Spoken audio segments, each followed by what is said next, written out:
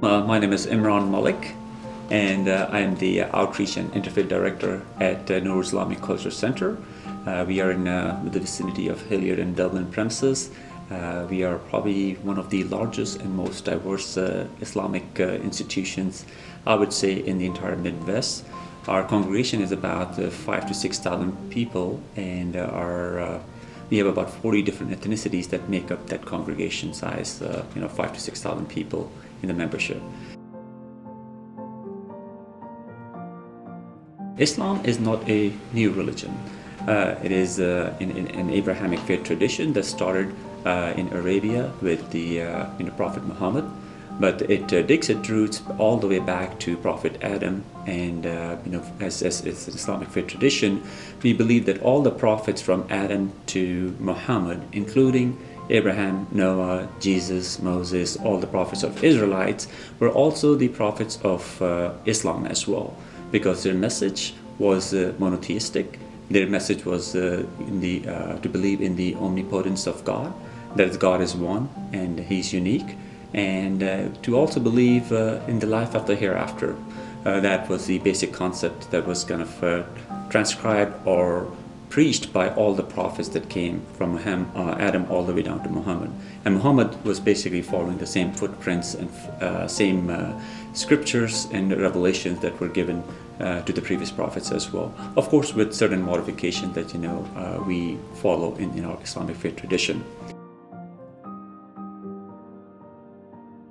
The fundamental of the Islamic faith tradition is built upon 5 foundations. And what are those 5 foundations? It is, number 1, believing in one God and believing Muhammad is his last messenger.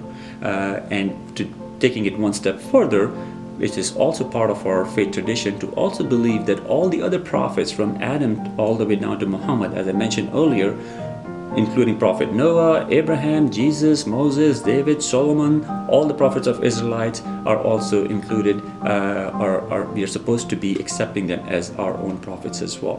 The second fundamental is praying 5 times a day, which is basically praying at the sunrise, praying at the midday, praying at the noontime, praying at the midday, and then praying at the sunset. And then the 5th one is praying at the nighttime. So, as all believing, practicing Muslim men and women are obligated to observe 5 daily prayers. The third fundamental is basically fasting the 29 or 30 days of Ramadan, which is again the 9th month in the Islamic calendar, and we follow lunar cycles in the Islamic calendars, and every year the Islamic calendar is recessed by 10 days. So after the month of Ramadan, which is the third fundamental, the fourth fundamental of our faith is observing charity, and that is basically purifying our wealth. God tells us that from the blessings and the bounties that I have blessed you with and entrusted you with this in this world, you are supposed to purify that wealth by paying charity. And that is basically after a certain threshold, if there's a certain amount of saving that any adult Muslim man or woman has in their possession, at the end of the year they are supposed to pay 2.5% charity on that the savings that they have incurred in that entire calendar cycle. And the idea of paying the 2.5% charity is to basically address the communal financial needs with that money. So basically, if there are widows, there are orphans, there are people who are disabled and handicapped, and people who are less fortunate and are having tough times making their ends meet, you are supposed to help them out with that savings money, with the charity money. The last or the 5th fundamental of the faith is basically performing the Hajj, which is at least once in your lifetime you have to visit the holy city of Mecca and perform the pilgrimage. And the pilgrimage to most extent is basically commemorating the rituals of Prophet Abraham. Taking it one step further, we also have 6 different tenets of faith. And those 6 tenets are, of course, in the order. The first one is believing in one God, that God is omnipotent, God is unique, God is one, and that's why our faith is monotheistic, just like Christianity and Judaism.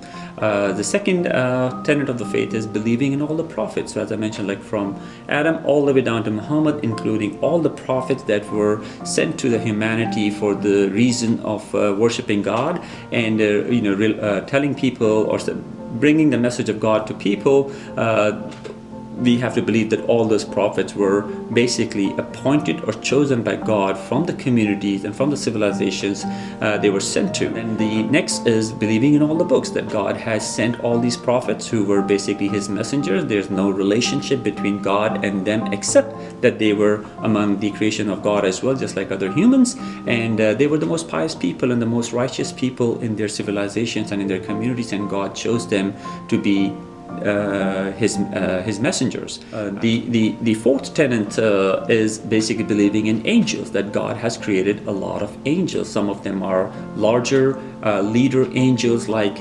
Michael, Gabriel, Israfil, or Israel, and they are tasked to do different, or they are tasked to carry out different, commandments of God.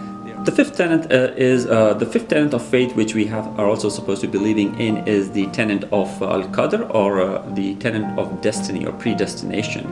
There are a lot of things that are in God's control, and there are a lot of things that God has given us or granted us the wisdom and the free will in this life that we live in on this earth.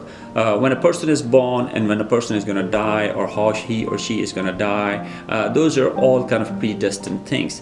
But in between all those major milestones of life, which again we believe are predestined by God, there are times where we have a sense of choice, and God is going to ask us, if we made the right choices that were according to the covenant that we have made with God on how to live a successful life in this world that will be rewarded in the hereafter with the eternal life of heavens, or we will be basically punished for the misconduct and the bad choices or the evil choices that we have made in this life, that will get translated into a not so very happy life in the eternal times. Then the last and the sixth tenet of the faith is basically believing in on the day of judgment, or in the life hereafter, and that is the biggest difference between Islam and many other faith traditions, where the sense of accountability on an individual is going to be held in the court of God when the doomsday is called. So the Islamic faith tradition, or the practices of Islamic faiths, are actually divided into two major role plays for all believing Muslim men and women. There is one aspect that's called Haqooqullah, which means the obligations towards God, and the other is Haqooqul Ibad, which is obligations towards the fellow human beings. As believing Muslim man or women, we have five fundamentals that are five acts of worship, which are again individual in their nature, but their impacts are collective. The idea of praying in congregation is multifold, and one of the biggest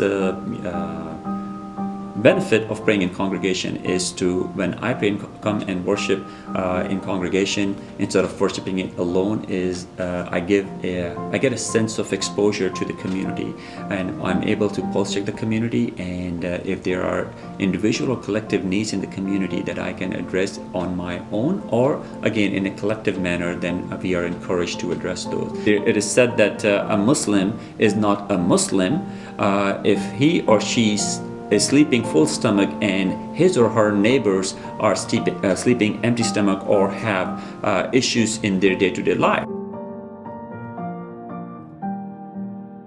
If you have any questions or if you need any clarification or any viewpoints about Islam, we have an open door policy at this campus. You can always reach out or email to outreach, outreach @noorohio.org, and someone is going to be always responsive on that email.